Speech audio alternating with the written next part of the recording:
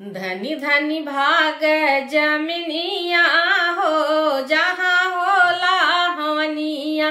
धनी धनी भाग जमिनिया हो जहाँ होला हवनिया। हवना महा की सुनी ब्रह्मा जी आए। हवना महा की सुनी विष्णु जी आए।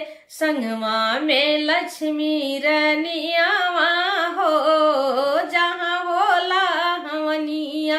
धनी धनी भाग जमिनिया हो जहाँ होला हवनिया। हवना महा के सुनी शंकर जी आए। हवना महा के सुनी शंकर जी आए।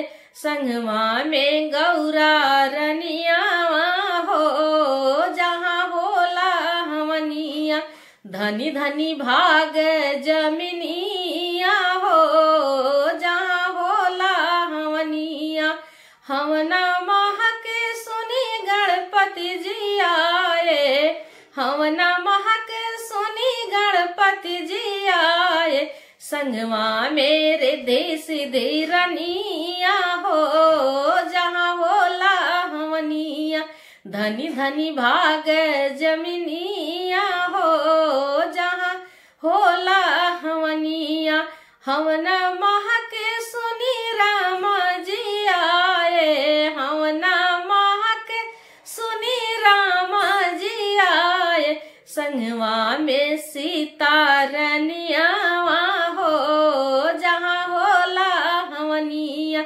संगवा में सीता रनियावा हो जहाँ होला हवनिया। धनी धनी भाग जमिनिया हो जहाँ होला हवनिया। हवना महा के सुनी कृष्ण जी आए। हवना महा के सुनी कृष्ण जी आए। संगवा में रुक्मणी रनियावा हो जहाँ होला हवनिया।